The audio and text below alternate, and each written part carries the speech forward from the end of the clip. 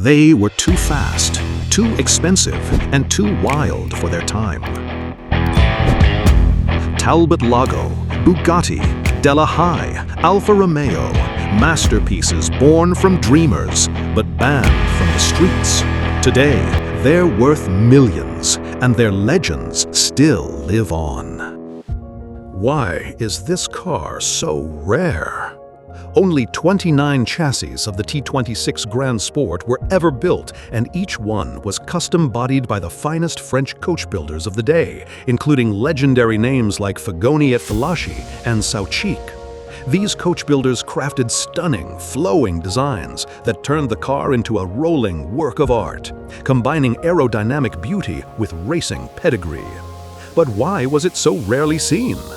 The T26 Grand Sport was ultra-expensive, a car for the elite. Only wealthy collectors and aristocrats could afford one, making it a symbol of exclusivity and luxury. Because of its high price and bespoke nature, these cars were often kept in private collections or museums far from the public eye. In addition to its beauty, the T26 Grand Sport was a serious performer, powered by a powerful straight-six engine and built for both road and track. It blended French craftsmanship with racing technology, making it a coveted prize for connoisseurs. Today, the Talbot Lago T26 Grand Sport remains a shining example of the golden age of coach-built cars, where artistry and engineering met in perfect harmony, but only for a select few. Number 7 is the 1938 Hispano-Suiza H6C Dubonnet Xenia. More than just a car, it's a mobile sculpture, a unique combination of engineering innovation and Art Deco elegance. Let's start with its creator, André Dubonnet, a pilot, racing driver, inventor, and heir to an aperitif fortune.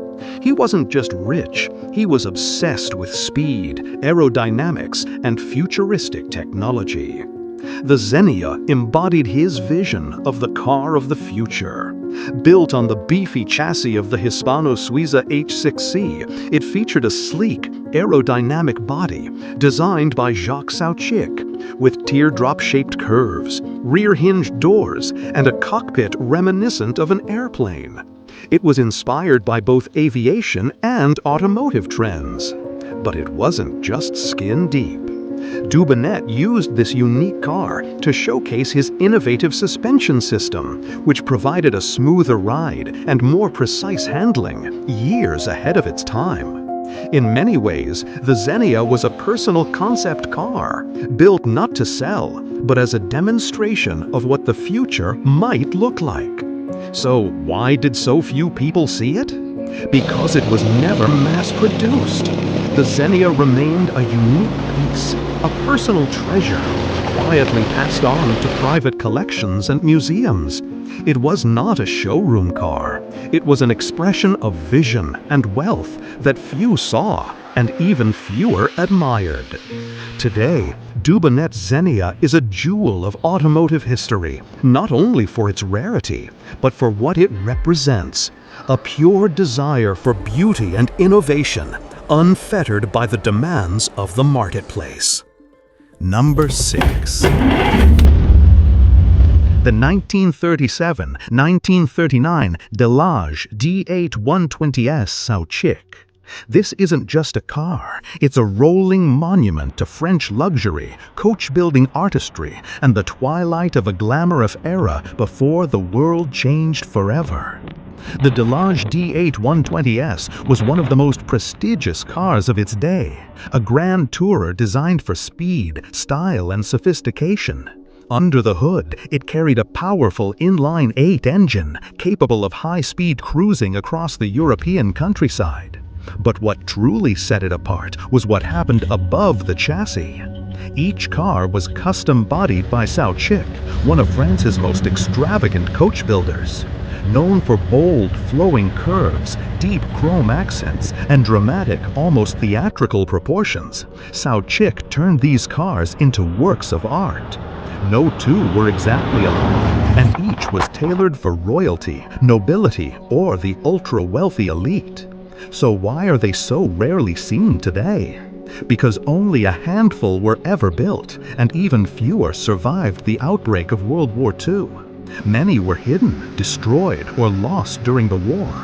Those that survived ended up in the hands of private collectors, royals, or museums, rarely shown to the public except at elite Concora events like Pebble Beach or Villa d'Este. The Delage D8 120S Sauchick represents the final flourish of French Art Deco automotive luxury, the high point before an era of war, austerity, and mass production changed everything. Today, it remains one of the most elusive and exquisite reminders of what automotive design can be when money is no object and imagination has no limits. The 1938 Mercedes-Benz 540K Streamliner. Unlike the better-known luxury 540Ks of the era, this car was a one-off aerodynamic prototype built by Mercedes-Benz with a very specific purpose: high-speed endurance racing. Crafted entirely from lightweight aluminum, it was designed to push the limits of performance on Germany's growing network of autobahns and endurance circuits. Its teardrop body was a marvel of wind tunnel-tested aerodynamics, incredibly rare for the 1930s. The flowing, enclosed fenders, integrated headlights, and smooth underbody helped the Streamliner cut through the air with stunning efficiency.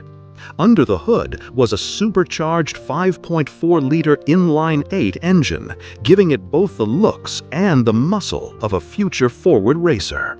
So why don't we see it on the road, or even hear much about it? Because soon after its creation, World War II broke out, and the Streamliner was hidden away. Like many experimental vehicles of the time, it was shelved as priorities shifted to military production. Then, for decades, it was simply forgotten, buried in archives, and lost to time. It wasn't until the 21st century that Mercedes-Benz historians rediscovered the car. Painstakingly restored using original plans, the Streamliner was brought back to life, but not to the public roads. It remains part of Mercedes-Benz's private collection, occasionally displayed at rare automotive exhibitions, but never registered or driven like a standard vehicle. Why does it matter? Because the 540K Streamliner represents a glimpse of what might have been, the kind of performance, design, and innovation the world could have seen sooner, if not for war. It's a symbol of pre-war ambition and modern reverence, a machine built for the future, trapped by history, and resurrected only decades later.